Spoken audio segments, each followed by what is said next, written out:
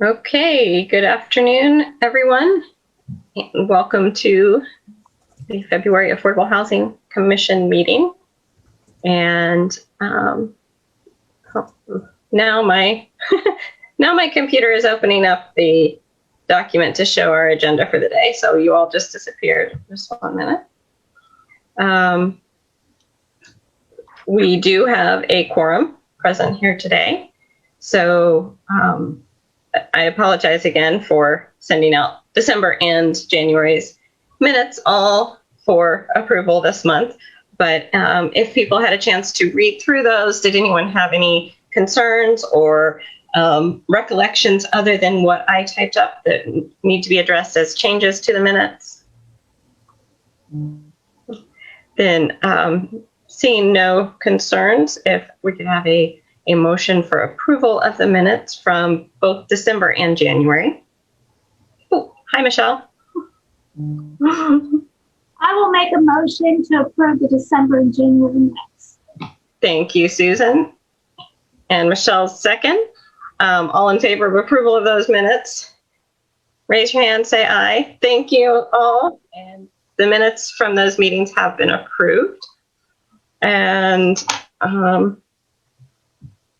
next item, we have the update on a landlord recognition that I'm going to hand this over to Paul to take it away. Thank you, Sarah. Does everybody have a copy of the document that Sarah sent out on Friday afternoon? Let me see if I can do a share screen on it.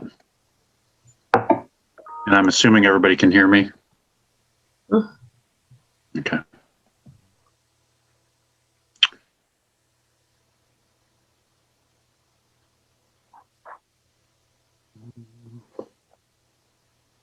Can everybody see that? Yes. Okay. So as I'm sure all members recall, late last year, we started talking about the possibility of setting up some sort of like a landlord recognition program. And so I volunteered to look at some best practices on this. The first thing I'll say is I couldn't actually find I couldn't find anything that was really looking at it from affordability standpoint. Things I did find around the using Google searches and asking around a little bit was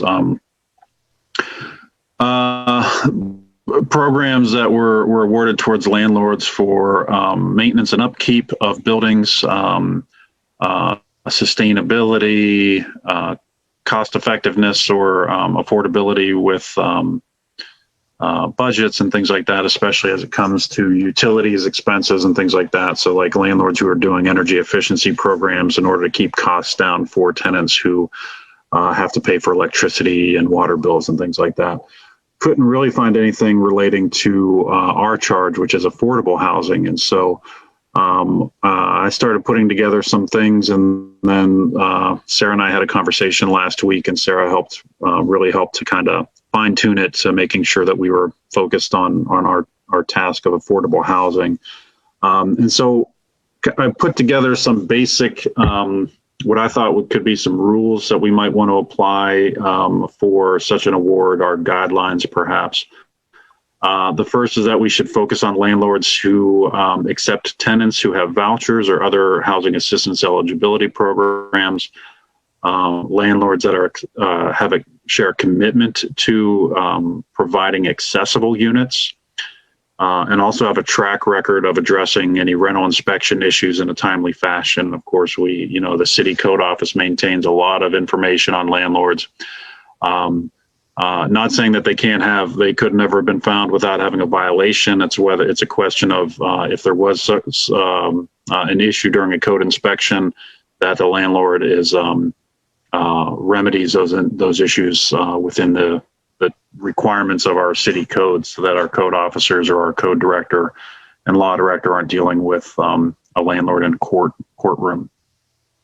Then I thought about, how would we do this? How would we accept nominations, et cetera? And the thinking was that the Housing Commission would accept nominations. They could come from a tenant, who's had a great experience working with a landlord, a housing organization, a housing advocacy group, or another advocacy group, or a commission member could recommend somebody, or just a member of the general public who might have provide relevant information. For example, maybe there's even a neighbor who would want to recommend somebody. We thought the award should be given on an annual basis, but I wouldn't want to limit it, perhaps, if we think that there's several outstanding landlords that we would want to highlight or showcase in a year. That seems to be up for discussion, I guess. Other things I didn't mention in the document, but Sarah talked a lot about, and of course, Sarah, your opinions on this would be really welcome, but making sure that we're getting the word out, celebrating or highlighting that person, giving them some information or giving them some advertising and the recognition that they deserve for what they're doing. Some thoughts I had that I thought maybe should be up for discussion, and all of this is up for discussion, just to be clear, but should there be a name for the award? Should it be the Susan Bargy Award, for example? Should we have some sort of an event or a photo op or something like that? That seemed to me something we should do, but it should be for discussion. And should we tailor this award strictly to landlords who are operating within the city of Athens, or would we be open-minded to identifying landlords other places in the community besides the city of Athens? So that's really all I had on it. If anybody has any thoughts or ideas or suggestions, I'd appreciate hearing them. Can you hear me? Mm-hmm. I think you're right. I think we should have, an award, some kind of photo op, a plaque, something outlined in the community. I think it should probably, since for the affordable housing for the city of Athens, maybe we should keep it inside the city of Athens, is my opinion. And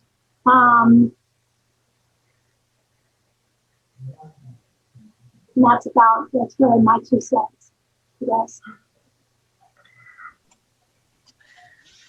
I agree. Just because it's the city's commission, it should probably makes more sense to me to keep it within the city of Athens. Yeah, I would agree with that as well. Not that a landlord might not also own and manage properties outside the city limits, but they have the ones that we're considering for eligibility for the award, I think would need to be in the city limits.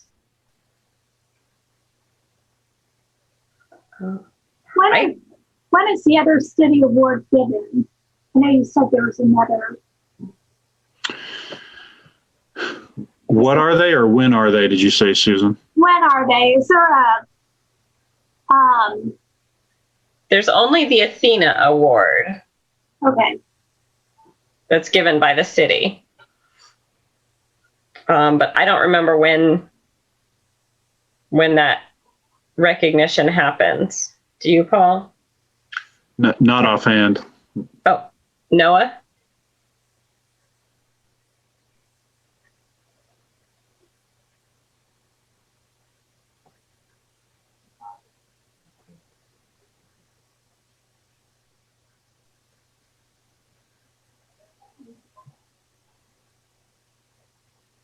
I was going to see if I could find it. Yeah, you're on mute if you need to remove the mute.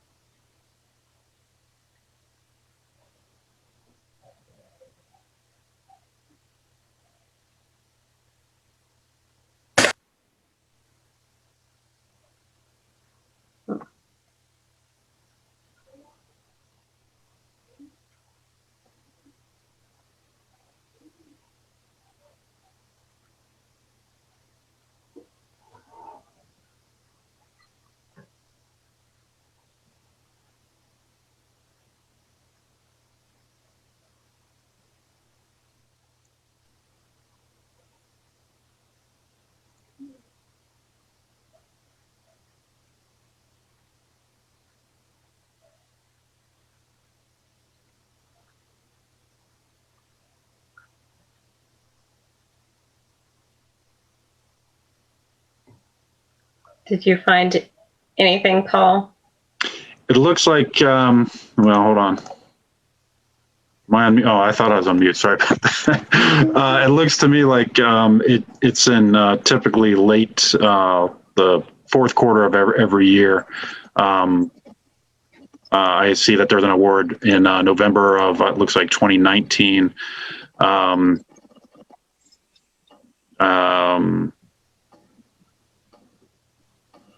Yeah, it looked like at least in 2019, it was posted in July that they were accepting, the Disabilities Commission was accepting nominations, and people could submit until the 1st of October 2019, and then the award, the event, which they have a really extensive and impressive event if you've ever seen it.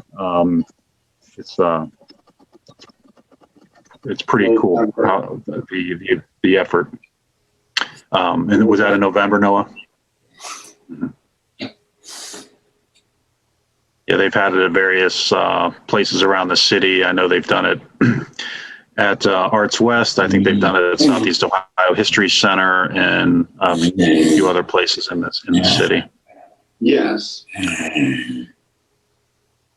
Thank you. So we definitely don't want to in any way overshadow that. But I would think maybe setting up a slightly different timeline. So maybe, nominations for not this year, but for future years going forward, maybe nominations coming in January through May with an announcement in early summer or something like that. Unless we want to try to do the announcement like in September, right after students come back. So that might also be good timing for that to be, in the news cycle when students are starting to look for landlords to sort of promote one that's doing some good things. So I might be jumping in and saying this too late, but Sarah, I said this to you when we ran into one another the other day.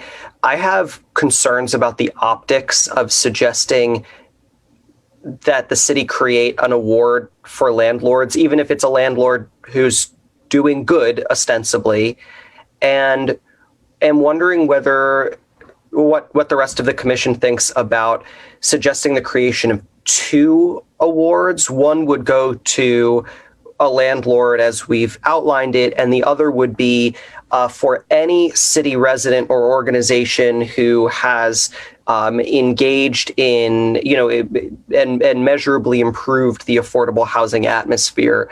I'm thinking that, anyone on this commission could be eligible, but then you've got the folks who run Good Works, you've got the people that run the Gathering Place, you've got HAPCAP, Integrated Services. Like, there are lots of other eligible organizations that are not necessarily themselves like the city landlords who have a bad rap, and sometimes for really good reasons.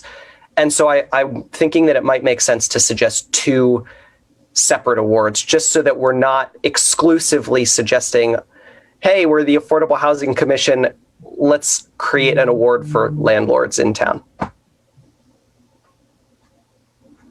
Yeah, I definitely hear what you're saying on the optics, and I think going forward very, very far, we'll find that this would be something sort of like the A News Best of Athens, where you have a few eligible candidates who win regularly, and I think that would be true also for like organizations who are like working towards affordable housing in general. I am certainly not opposed to doing two separate awards. I think that could really make sense. But I think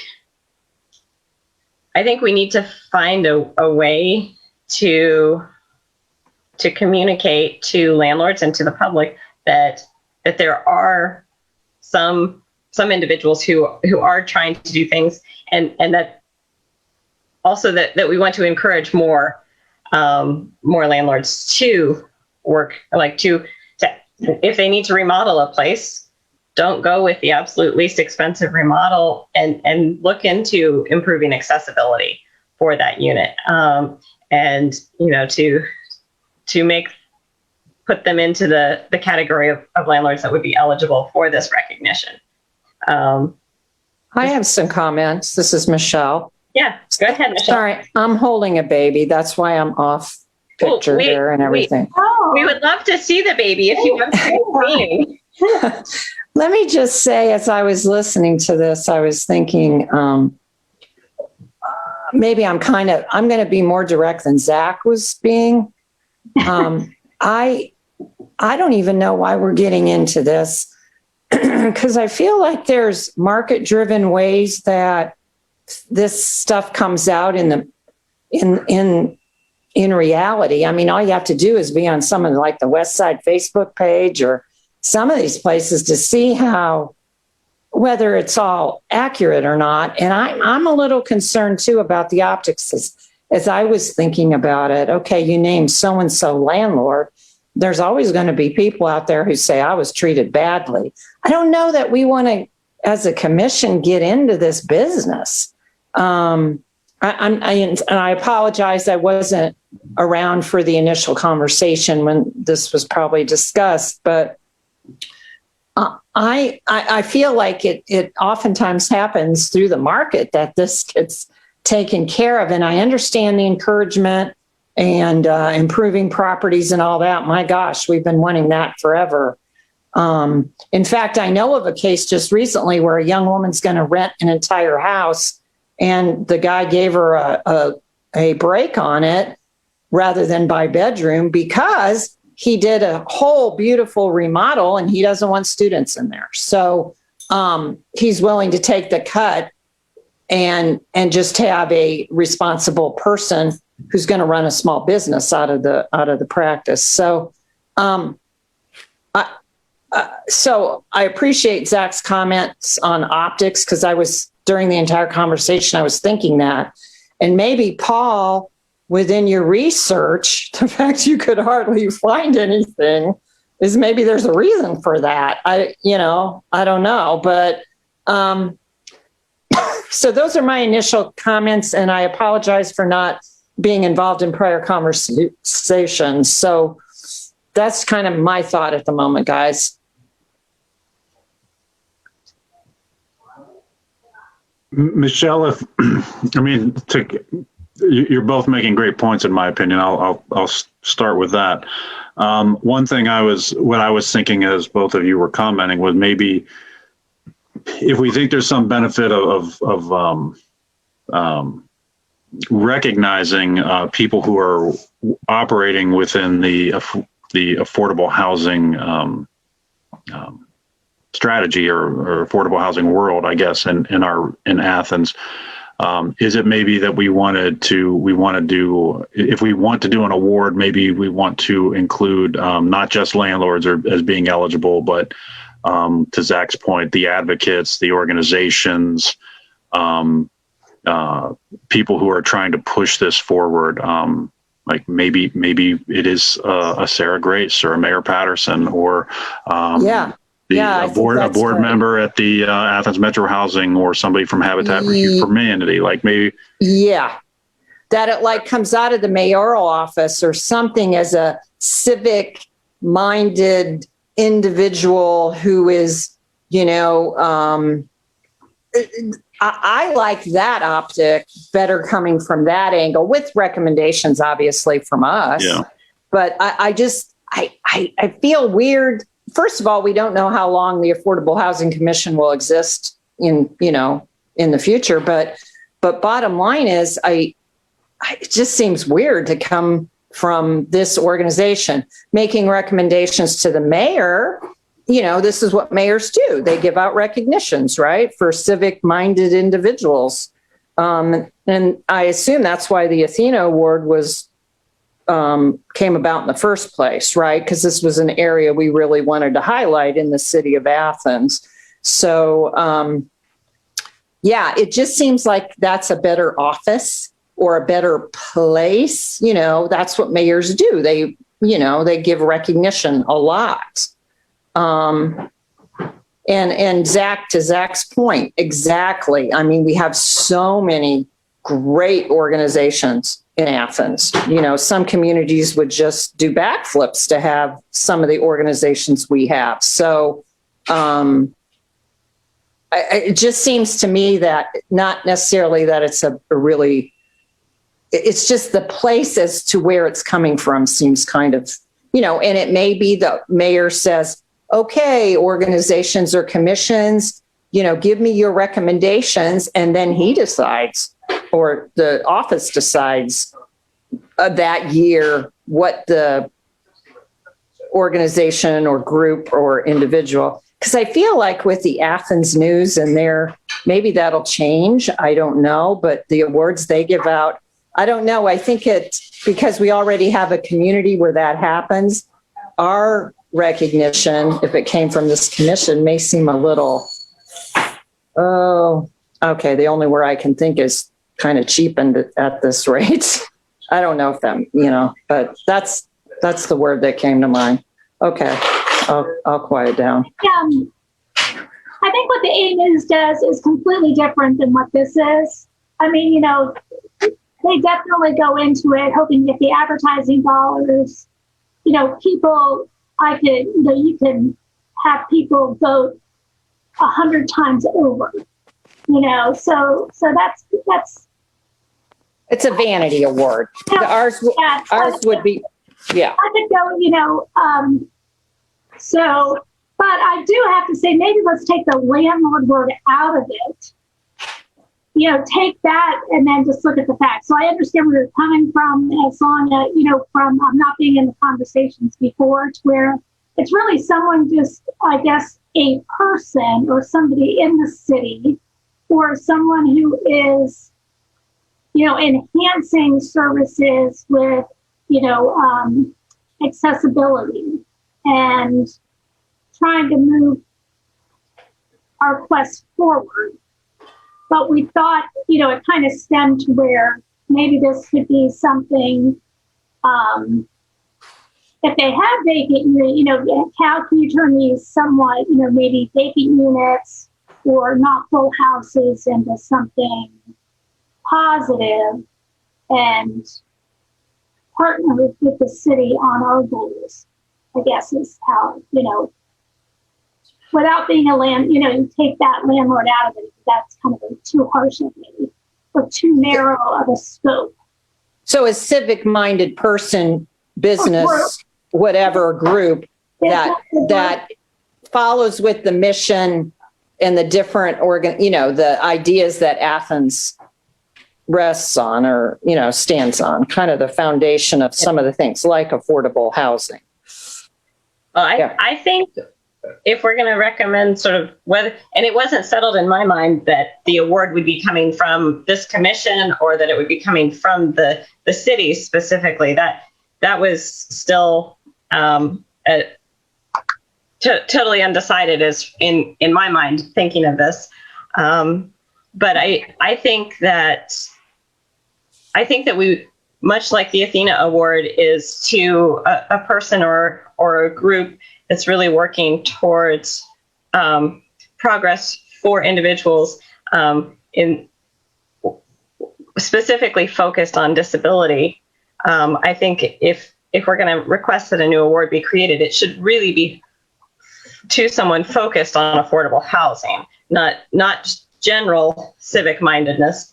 And I think, while Good Works is a fantastic organization that, our family has supported, they're not providing long-term housing. It's, and I think it's a different category. Yeah. So I think keeping it focused on someone who is working to improve access to affordable housing and accessible housing. I would say both of those, but that they should, those should be the primary criteria. And Michelle, sort of one thing led to us starting to talk about this back in December was the fact that we've come around a few times to the how do we incentivize landlords like doing the right thing, and we know that neither we as a commission nor the city have money to throw at them in terms of that type of incentive, and that would be I even worse optic wise, but so how could we somehow incentivize people being willing to take a little bit less rent in order to have an accessible unit or a unit that accepts a voucher? And so that's where that's where it came from. Yeah. Okay. Because ultimately, like, while some of the things are market driven, here the primary driver is, well, if you rent to groups of students, you get more money. Yeah. So, and that doesn't really help our cause. Well, kind of like this gentleman that is doing the thing that I know about that I just recognized, He's Right. in a closed-in neighborhood, and he took an old house and made it very nice and has decided to do this partly out of his own, obviously he doesn't want to see it torn up. Right. So, yeah. I rent to a couple of families in my houses because they're not going to tear it up. And even though like it rents for significantly less than if I was renting it to a group of three, like by the bedroom. To me, they're much easier tenants to have. Right. And maybe there's more of that will be more of that going on moving forward. I guess we hope that more of that is going on moving forward so that people can live in some decent housing within the city limits. So I understand that incentive. If that came up during your conversation in December, that I think we're kind of looking towards the future that there may be more of this opening up. Mm-hmm. So, yeah. So where are we? I mean, we're only 7 of us are here, and it is a bank federal holiday. So I know some people could not be here because they're not working today, but City of Athens is.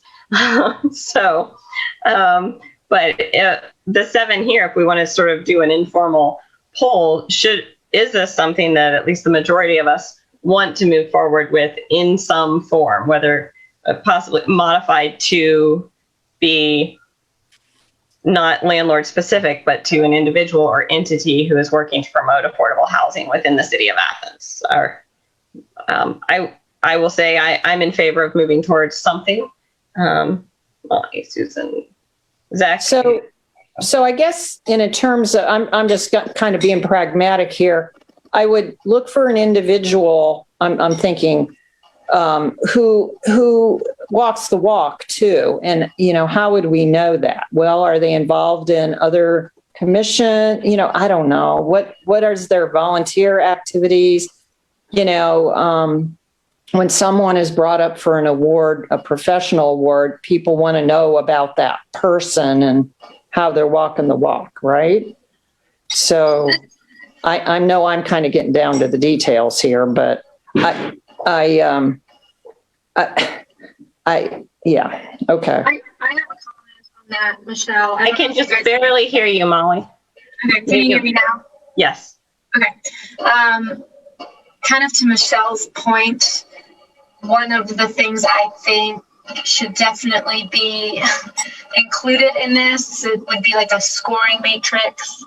I don't remember who made the comment earlier, but you don't want to offend someone. And so if you can point back to a document that was scored, everyone was matched against the same criteria, I think that's very important.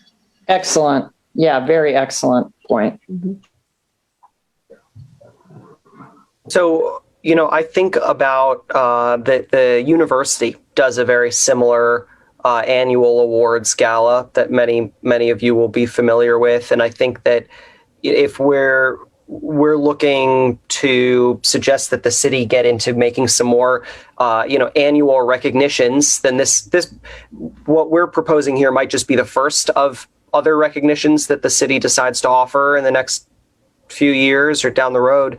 I think that, I would be happy to, take a few minutes and I don't know if I would be amending the language that's already been drafted or typing up a paragraph of new language. I would be happy to put some words on paper that just says, like, our recommendation from the Affordable Housing Commission is that the city of Athens annually honors an individual or organization that is actively working to advance access to affordable housing in the city of Athens, and then, a little bit more detail about what that would look like, and I think the key would be, Sarah, I have to push back a little bit that, on the idea that the Gathering Place or Good Works aren't providing affordable housing.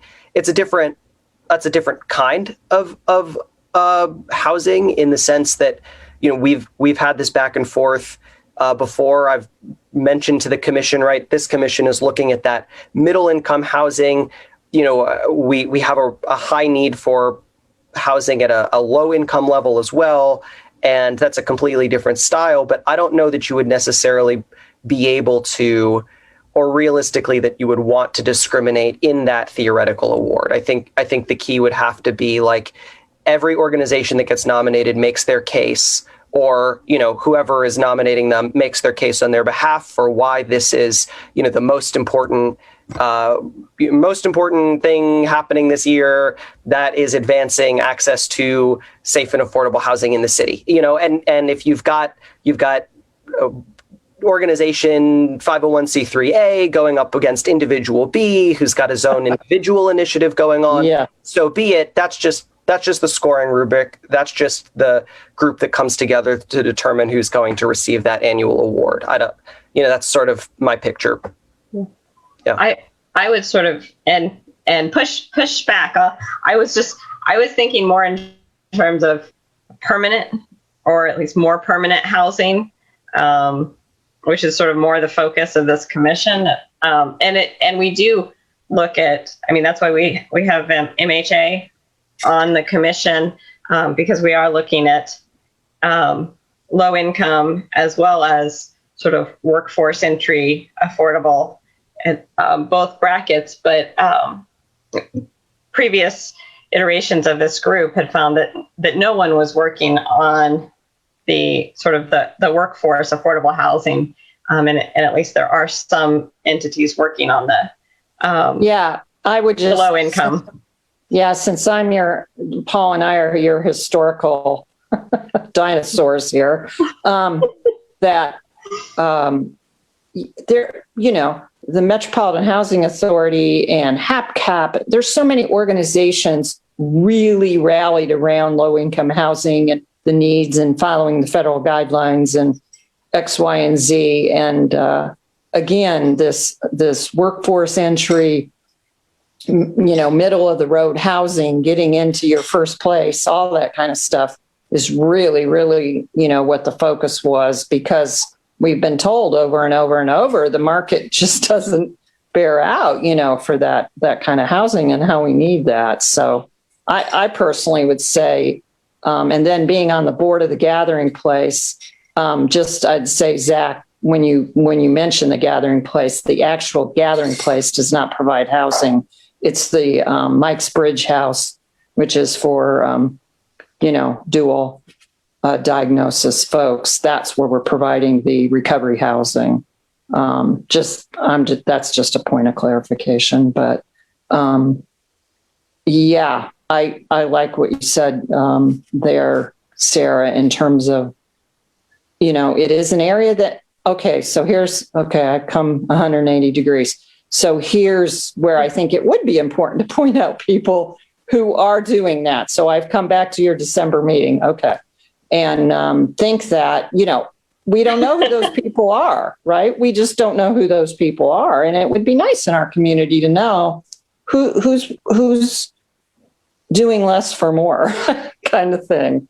That would be a nice thing. We know who all the major landlords are, and we know what Metropolitan Housing is doing, but this is a group that we don't really know a lot about, or most regular people in the city don't know a lot about. So, okay. So I do think that we want to be sure that we have a solid matrix for scoring, that we do our homework, so to speak, or whoever. And I would see something like probably a collaboration between this commission and the mayor's office, that perhaps Yes.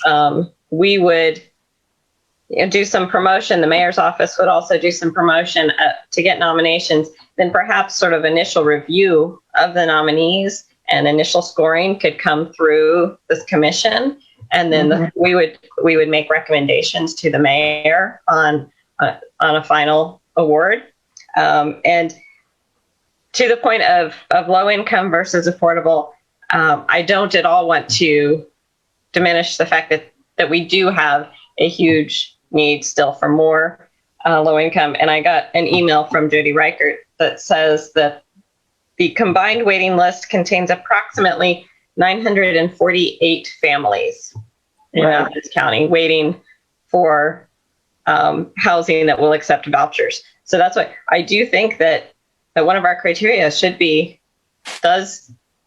if this is a landlord or a property owner, are they willing to, do they currently have any tenants that pay their rent partially with vouchers? So that could be part of the matrix. That could be part of the questions on the matrix. Yes, yeah, for sure. Okay. So, go ahead, Susan. Those families waiting, is that for anywhere in Athens County, or they want to live specifically in the city? This is just combined on all of their waiting list. So it's in Athens County. In Athens County. In Athens County. Okay. Mm-hmm. So it would be for people who have all different vouchers and all different needs, but I'm certain different preferences, but they are currently on one waiting list or another at Metropolitan Housing Authority. And she sent me an email with in addition to the one I already, the documents I forwarded out, she sent me another that talks about how many vouchers we have in Athens County through MHA, and different, all the different types and how many there are. And so I will forward all that out to people as well. If you want to read like the number of units that AMHA operates, and I will send that out just for more details for people who wish to read through it. And we are going to have someone from there regularly attending the meetings starting in March. So that's all. Thanks.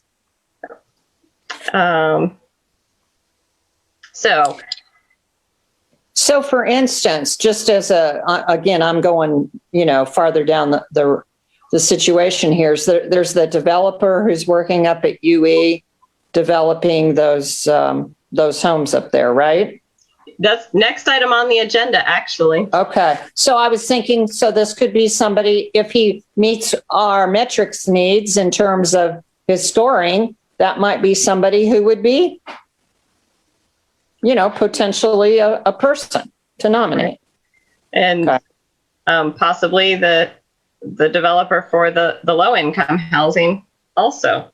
Across the road, across 682. Right. But that's outside the city limits, or did we annex it? Well, I don't think it will be a housing development unless we annex it, but I'm not sure, Paul. Okay. We annexed it. I believe the annexation was complete at the end of December, Michelle. Okay. All right. I knew council had approved it, but I wasn't sure because there are multiple steps outside council. Yeah, that'll be about 100 units of low to moderate income Ohio housing tax credit program. Okay. So that'll be a nice one. I don't know that that's the same as addressing the voucher list per se, but it's an income tested program. And so right. if you make too much money, you are not eligible to rent in these units. Right. And a lot of members of this commission, as well as our disabilities commission and city council and the administration, a lot of people put in a lot of time to get that project to where it is right now. Yeah, that was discussed. It just goes to show how long it takes something, because that was starting when I was still on council. So, yeah, we were having those conversations then. Yeah, these projects don't happen quick. You're Yeah. completely accurate, Michelle. Yeah. But at least it's happening. Yeah. So when it's been annexed, there are like real plans with numbers of units, and they're working with transportation, which is really exciting to me. That they're really working to be sure that it's coordinates well with public transportation services. Mhm. So Right. A nice presentation for us. And then we had him, the developer, for a few minutes at this meeting, didn't yeah, he? I Didn't he say couldn't majority? hear everything. Oh, I thought we had someone speak to us at our group, didn't we? A few months Yes. ago? Yeah, Mhm. back in the fall. Yeah. Yeah, he came and spoke to us, and he's come to city council multiple times. They've Yeah, been- But again, let's clarify for our purposes on our commission, so to speak, that is it is a low income, and nobody making what would probably be able to afford what we're talking about in affordable housing is going to live in one of those units. This is pretty low income folks. Yeah, it's like 40 to 60% of area median income, or I forget the range, but yeah, you're correct, Michelle, and that's Yeah. But the Affordable Housing Commission, I think we took a broad enough approach to affordable Range. housing that we said we want to be a part of those conversations just to make Absolutely. sure that we're advocating for that. And Yeah. there's a lot of people say you need all sorts of housing if you want agree. to solve your housing problem, you've got to solve it on pretty Multiple much levels. everywhere. Yeah. Yeah. Okay. Yeah. Understood. Mm-hmm. Hopefully this is something that some of those people on the waiting list for vouchers that could qualify for Sure. these units. So, and it's not that they won't accept vouchers, but the individuals do have to have income to qualify. Right. Correct. Right. So Okay. anything else that we need to discuss about the sort of the status of this award? Zach, I think anything you want to type up. I don't know, from my experience working with Paul, he's not a super ownership.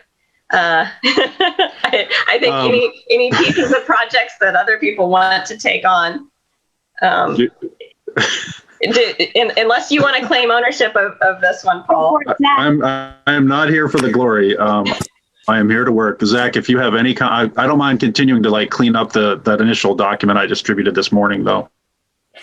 Zach, if you have any specific comments or if any members of this commission has any comments on the direction or the substance of it, just send me a note, send me an email, and I'll work on it, and we can report back at the March meeting. I'm happy to I already volunteered to keep working on it, so I guess I'll take ownership right now. Do not call it the Paul Logue Affordable Housing Award, though. I don't. We could just use your initials, though, right? Just keep everyone confused so nobody knows what it really means.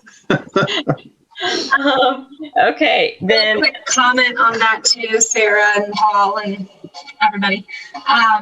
We can always just start a Google Doc, and so if any members of the commission have thoughts on what some of the scoring criteria should be, everyone would have access to it. So I'm happy to put that together if that would be helpful. The scoring criteria? Yeah, just like a Google Doc where everyone can add their 2 cents. I'm guessing you guys can't hear me very well. Yeah, that's fine with me. Paul, do you want Molly to start a Google Doc that maybe has your original language from the Word doc, but then people could just comment on it?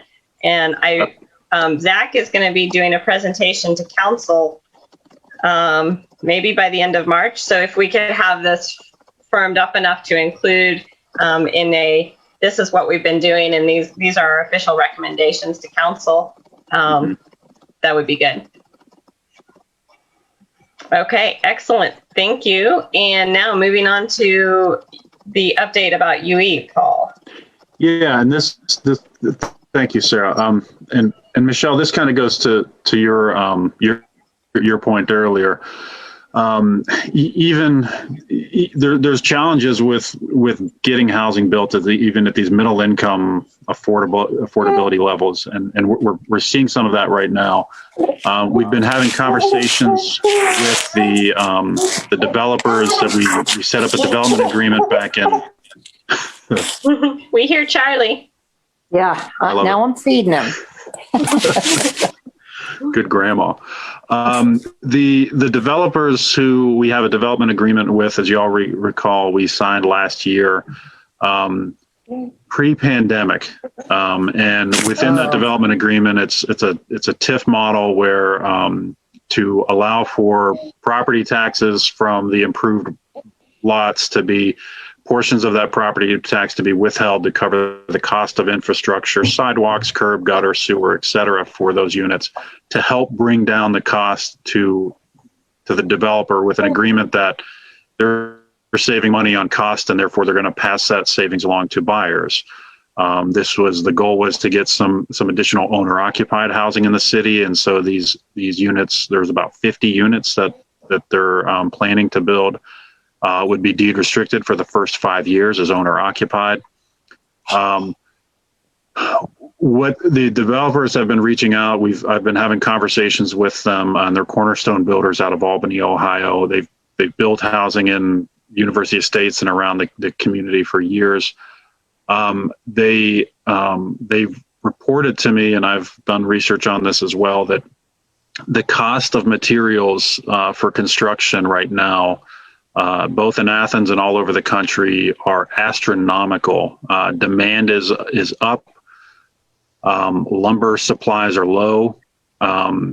There's interest rates are so low that a lot of people, and because of a pandemic, those who are still working, fully employed, et cetera, a lot of people are at home and they're looking at their homes and saying, "Oh, it's a great time to do an addition." They need more space in their homes because everybody's working there and the kids are home.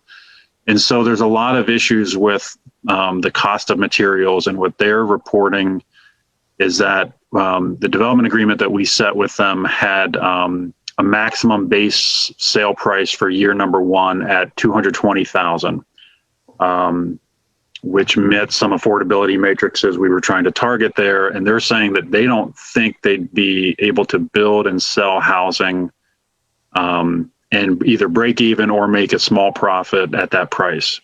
The cost of lumber has doubled over the last 12 months. There's no expectation that it's going to drop anytime soon. Lumber mills all over North America are been operating at full steam, and a lot of them are actually shutting down right now because they need to do maintenance on their mills to make sure that they can start up again. And the fires in the Pacific Northwest and in California last year jeopardized some of the supply and the ability to get to market. So what they're telling us is, and what they've provided me some documentation about how those costs have changed, and they are asking the city to modify that development agreement, which City Council has the authority to do, of course. But I didn't want to, and Sarah's aware of this situation already, and I think I brought this up at our last meeting as well, but I didn't have any numbers.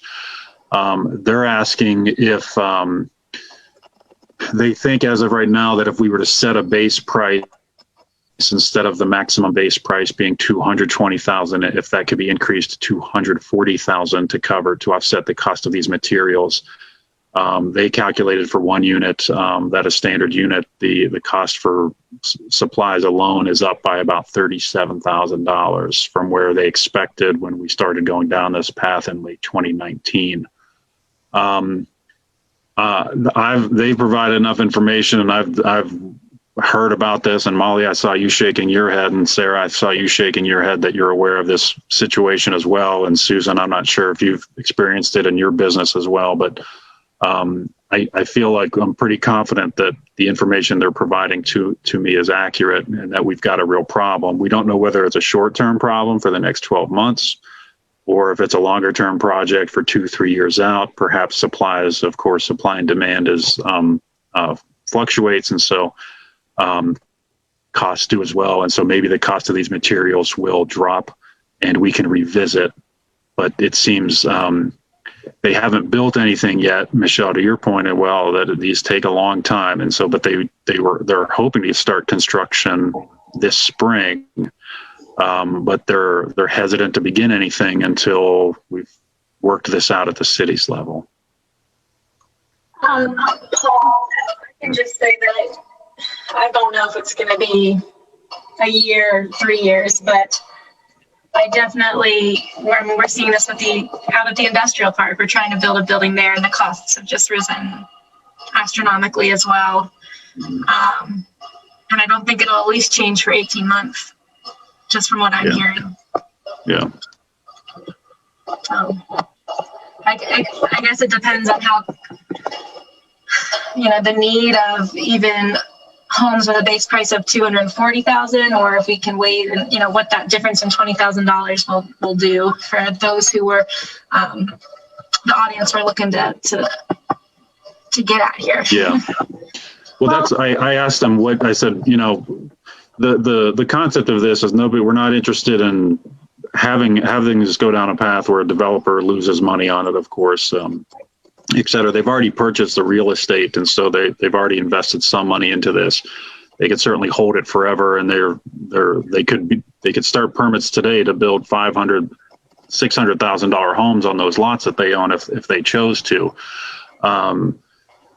What I said, what do you think you'd be able to? What seems reasonable for you right now? We understand the situation. I understand the situation, and they told me even this morning they thought that 240 seemed like a reasonable base price to have a reset at.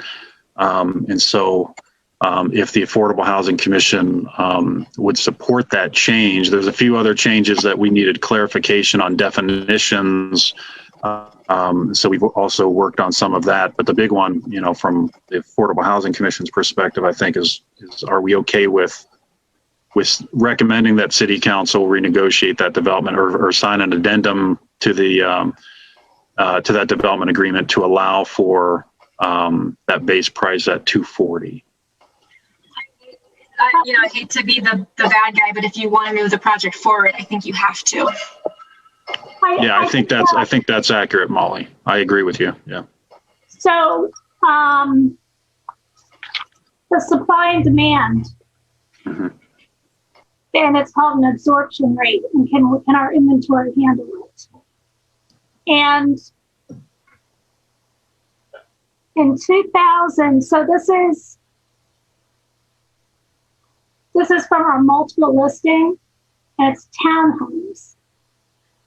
And in 2019, the average sale price is $166.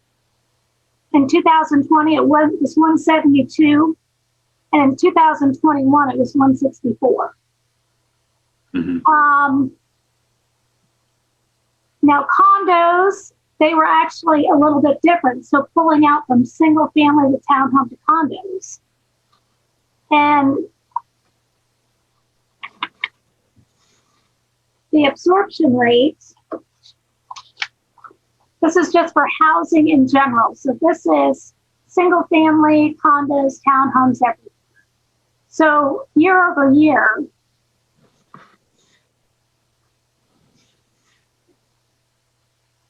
just in 2020, if there were 80 active listings, 56 sold, the absorption rate is 18, so 18 houses sell. I think, and the average list price was $244 for the first quarter of 2020. The second quarter was $231. Third quarter was $262, and the fourth quarter was $254. And that is a combined. That I'd have to do a lot of nitty-gritty to pull that out. But is that just within city limits, Susan? This is Athens City, and part of it is with Athens City Schools is how I can pull it. Right. So I think an overall average isn't bad. Before you make any recommendation, I can go through and pull townhomes and condominiums, but our townhomes are mainly the comparables there. I mean, I get it, 220 to 240, and they want to build 50, but they're townhomes, they're 2-story townhomes. So I'm not trying to dampen it whatsoever. But you end up upside down right away. I mean, is it, what do you get for the 240, I guess? So, Yeah. I was wondering that too. What does that base include? Well, there's two big ones. One of which is it's universal design standards. First floor master suite. You've got fully accessible, zero grade entries. You get, which a lot of our stock right now doesn't have. Council also built into the development agreement language relating to solar ready. So even if a home doesn't have solar panels on the roof, it is designed to the full extent possible that you could utilize solar energy efficiently. You can put it onto the roof. So like the standards for the strength and the load bearing of the roof, and it's got design elements so that you can have a solar service put in if a property owner planned on it. So those were the two big ones, Susan. The other thing is that it's locked in, like I said, for 5 years as owner occupied. So the goal was to minimize the likelihood of rent. And then key. Come again. That's a key component. Yeah, and then it's fee simple real estate. So there's no homeowners association fees or anything like that. It's not a condo where you're going to be paying an additional fee on top of your sale price. And so that's another benefit to it. Is it going to be a townhome association? No, these are fee simple. Yeah, some of them may have common walls, but they'll be fee simple. Everybody has their own piece of real estate. They're not. There's no intention of having HOA fees.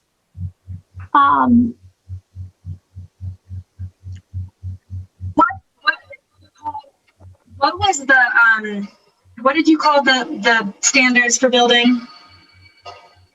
Universal design. Universal design.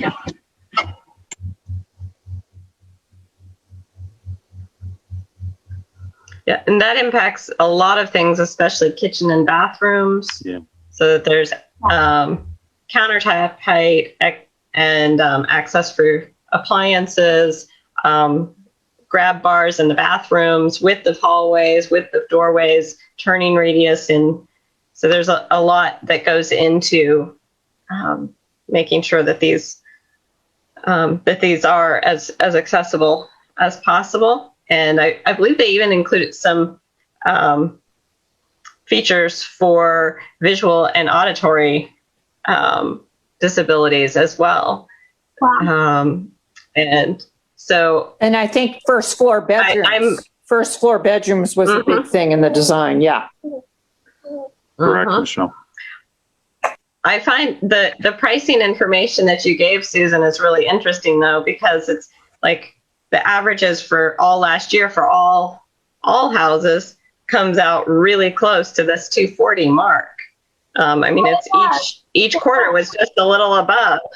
And so to be thinking, well, would townhomes that are supposed to be affordable, that are at the average price, Combined average. like is there adequate need and is that affordable? And they will be new and quality, I believe. And so I think that makes a difference. You know, certainly some of the people who bought homes that needed a lot of work updating, whether roofs or windows or heating or cooling or insulation. A lot of those things would not be as good as in a new townhome.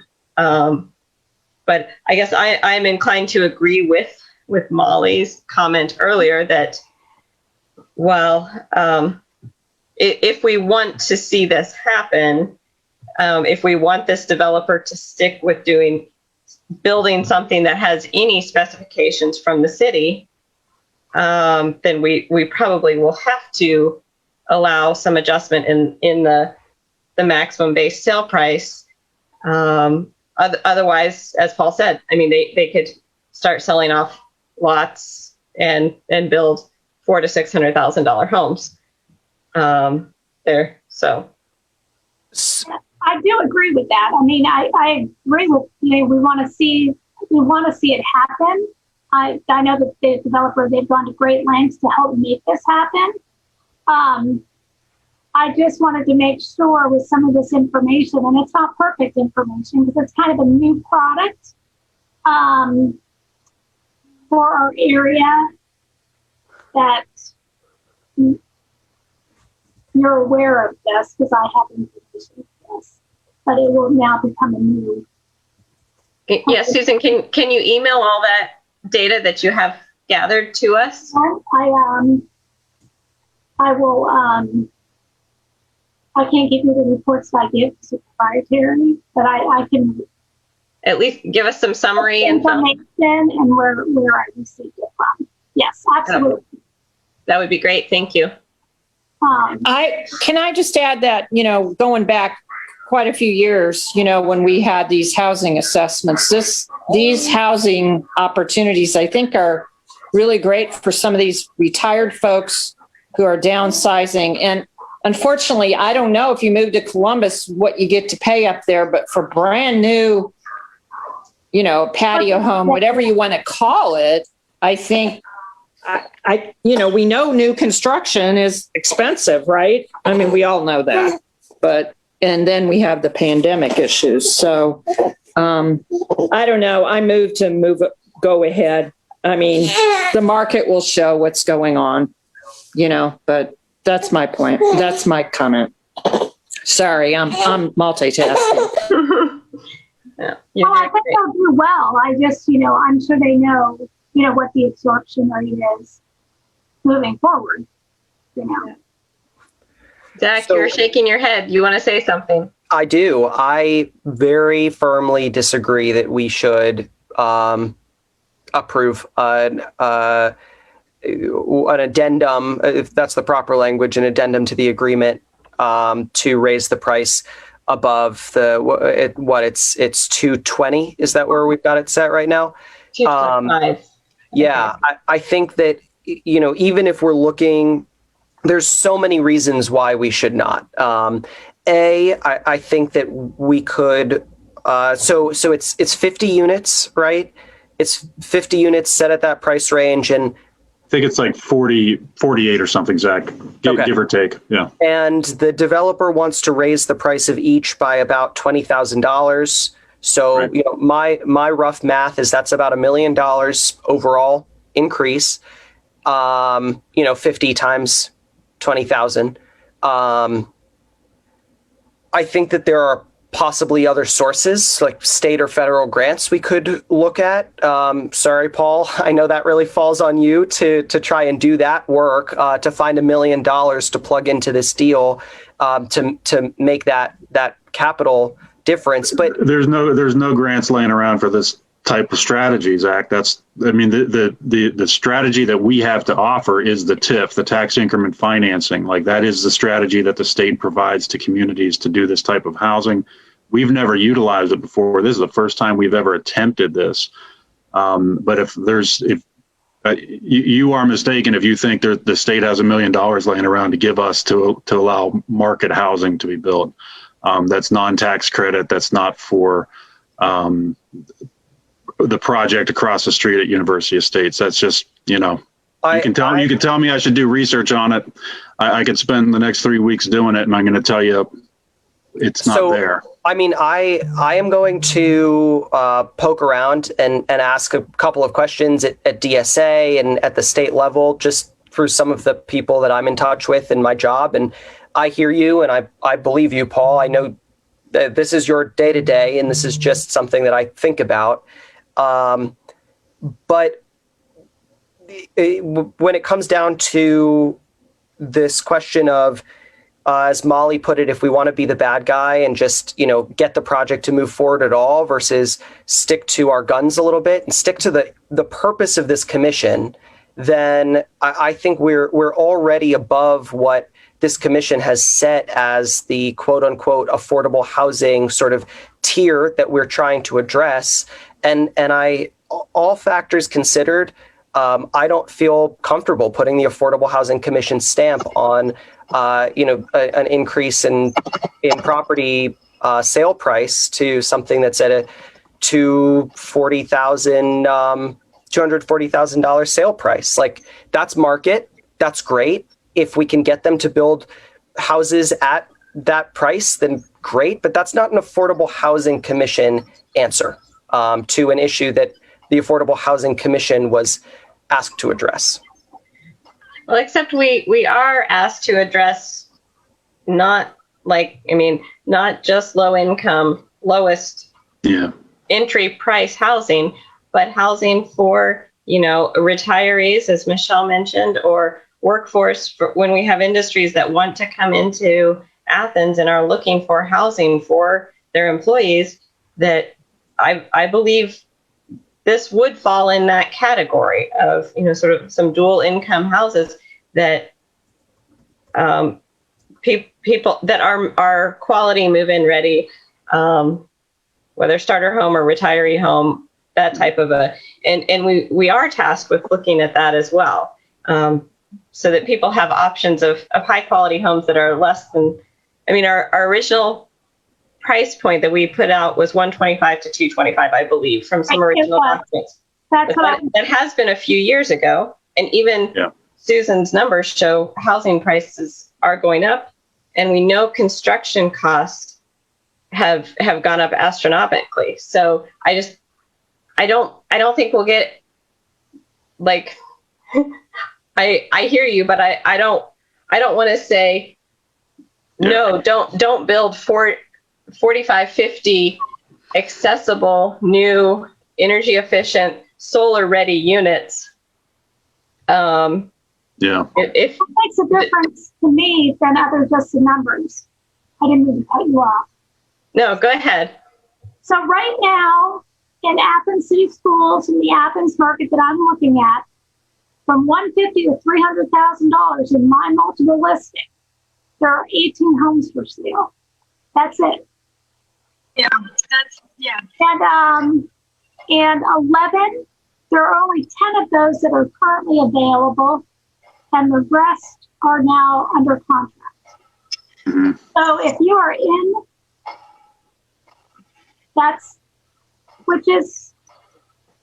there are some rentals, there are west side, but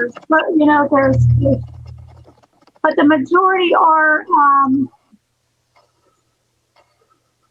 I am for the project. I just, it's hard to like. And Susan, do you think some of those houses, at least when I look on the MLS, a lot of those homes, I'm surprised at the price, but also you look at it and say, geez, you're going to buy that house, and if you want it to be a family home, and you're going to have to put $50,000 to $75,000 into it right after closing to bring it up to modernize it. I've seen that with a lot, the knob and tube wiring and a lot of those issues in our community. It depends on the location. Yeah. Drives the price. Can I make a comment on that too? We can't hear you, Molly. Can you hear me now? A little bit. Okay, I'll just try to talk really loud.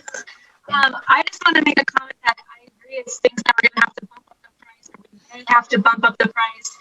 But if we do nothing, we're not solving any problems. Like, to Susan's point, there are no homes available at that level. My second comment is, if a family can't afford a $240,000 house, they probably can't afford a $225,000 house. Mm-hmm. So just wanted to state that I totally get you, Zach, but if we just sit back and do nothing, they will build $500,000 homes, and then we're really not achieving anything. They're townhomes. They aren't single family dwellings. So there's a bit, but the amenities that come with them are very good. The no steps, first floor bedrooms, they will, there's no doubt that when things like this are built, they enhance the community. They will also, they will indirectly affect what we call the seguidos, the other housing, that's out there. Is really what I'm saying. I mean, you just don't want it to go over 240. I think that's a whole other discussion. I think that's why I brought this in. I mean, that's where, everything. I mean, I've stated my position. I will absolutely vote no on adding an addendum. I don't know that you need me to vote yes in order to get the commission to do that. But I think that, Molly, what you just said is sort of a straw man argument. Like, the difference between a $240,000 home and a $220,000 home, you're making an assumption that is not that significant for a family, and maybe in the grand scheme of things it's not. But also, it makes a big difference when you're talking about how much money you put down and what your accrued interest is over time. And I will fight to maintain our position that we want homes to be priced as low as possible. I'm concerned that, we're already talking, and this is not something that can be solved by this commission, but your folks that need to buy a universal design home might not be able to afford them even at this price anyway, right? So I agree with everything that's been said. I want to see a project like this move forward. Yes, this will enhance a community, having more units available of this kind. But again, I feel very strongly that I don't know, Paul, if there's, you go back to them and say, our Affordable Housing Commission can't put their stamp on this. Can you do 230? Or if there's a way to say, what other financing mechanisms have you guys worked with in other communities that we could work with? Whatever it is, I'm just, I want to be very clear that if we let the price point that we've set get raised even just a little bit at a time, we're sort of doing a disservice to the what I would argue is the core tenet of ensuring access to safe, affordable housing at the best price possible. And granted, there are complications. I know. I mean, your point is fair, Zach. I don't feel comfortable being in a position to try to negotiate, 240 versus 230. I said, I point blank said, I said, what do you think is a price you can sell these at? We went into this with an expectation. We don't want a developer to go belly up over it. We don't want, we want contractors to get paid. There's a lot of benefits to construction, of course, from an economic, there's good economic incentives to have things being built, taxes, all of those things. I am not comfortable going back and negotiating over $10,000, et cetera. I said, we had it at 220. We actually, the development agreement allows for a 3% increase annually because of an expectation that there's an inflation and cost of materials rise. And so actually, because the development agreement was signed in year 2020 and it's now year 2021, there was already room in there to be selling at 226.5, a 3% increase, or 226. 226.5. I pointed that out to them, of course, and they said, that's not going to cut it. And I said, so that's already almost putting them up to 230. And I said, where do you think you are? And they said 240. They think they can do it. They're not even sure at that. I think there's real concern about the cost of these materials, and this is not a normal situation at all, Zach. And I agree with you that we maybe are moving away from the goal of the Affordable Housing Commission. That being said, Susan's got pretty interesting numbers about the availability of housing at these price points. And this is housing for people that aren't eligible for tax credits. There's no grants out there. Ohio Housing Finance Agency doesn't do this type of stuff. The city has requirements for how much road you have to build, and curb and gutter and sidewalk. And all of those things, our subdivision regulations, everything we do at this city, the rules are in place that a developer says, well, if I can't get any money to do this stuff and you want me to sell it to people making decent incomes or middle class incomes or whatever we want to call it, guess what? I can build $500,000 homes and that's it. And so this is kind of where we're trying to solve a issue with housing in this city. And I do believe that there's a need here. And I think, and other people do as well. And so, I know, and I guess I'll say, I think Michelle already made a motion to move forward at 240. I think she did, but I could stand corrected there. But, City Council, the development agreement says that, it's ultimately City Council's decision whether they can move forward or not. But this commission is supposed to give a recommendation, whether the commission thinks it's okay to do the renegotiation or not. Paul, what sort of a timeline will that need to move through council on if the developer is to proceed? Do you know? Well, they're hoping to build in spring, or to start construction in spring, Sarah. But I would, I think it'd be great if this could be brought forward at committee next Monday, if that's your next committee meeting. But Yes. I'll defer to the commission. I can't if there's not will to move forward yet, or if there's questions that the commission wants to answer first, we can. That's your all's call. I think we provide council with all the information and say we're doing this with reservation. That I totally appreciate Zach's point of view and all of that. This is a huge thing that we've tried to get going with this developer, and there weren't many that came forward. Right. If I recall, he maybe was the only one. And this is a price point and a type of housing that just really literally does not exist very much in this city. And Susan can back that up with all her stats too. So, I mean, the increasing the cost, it is with reservation, and I think it'll get argued at council. I think people will see Zach's point and all of our concerns, and then they ultimately make vote, Paul, will you be in attendance at committee if this is discussed? If I'm asked, Sarah. Okay. Somebody needs to ask me, but sure, I of course I can. Okay. Well, I'm not the chair of that committee, but I'll definitely keep you in the loop. I can be involved. That's no problem. Sarah, Paul, or Zach, or whoever, when we're talking about incentives, I just want to make one other comment. We could probably look into a CRA, a Community Reinvestment Act, but I don't think DSA allows the same parcels or properties to benefit from two separate program tax incentives. I have to look into that, but I just want to make that comment. I don't know, maybe Paul, you on that, but I would want to double check that. I can't hear you.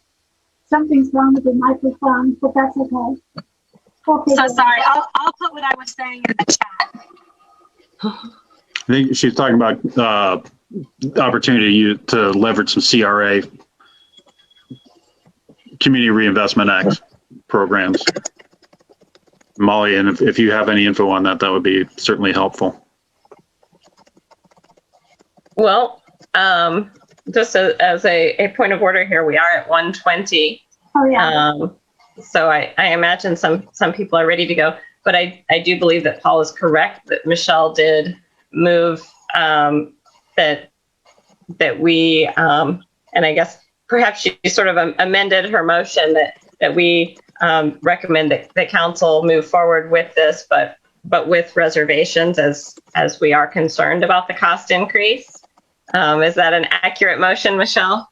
Accurate. Excellent. Do we have a second for that? I'll second. Second from Susan. And okay, all in favor of that being the decision of this commission, that we do recommend that council amend their agreement, but that the recommendation from the Affordable Housing Commission is with some concern and reservation over the cost increase. Started to have that kind of Aye. maybe before it gets into the court. Right now, the backside of that might be that's all going to be private, behind closed doors, whatever. But maybe, again, maybe there's ways like an agency. Where I'm lost on the voice that's coming in right now, but I saw Susan voted in favor and Michelle in favor, Paul, Molly, myself, and Noah. Okay, so that motion passes, and I would entertain a motion that we adjourn for the day. Thank you. A motion by Noah and a second from Zach. And thank you, everyone, for hanging with us for this discussion today. I really appreciate it. Have a great, safe Monday. Try not to drive anywhere if you don't need to. Oh, hey, Bye, Paul. everybody. Oh, Paul. I love seeing Charlie, Michelle. Oh, Paul. Hey, it's Susan. Yeah. How do I reach you by phone?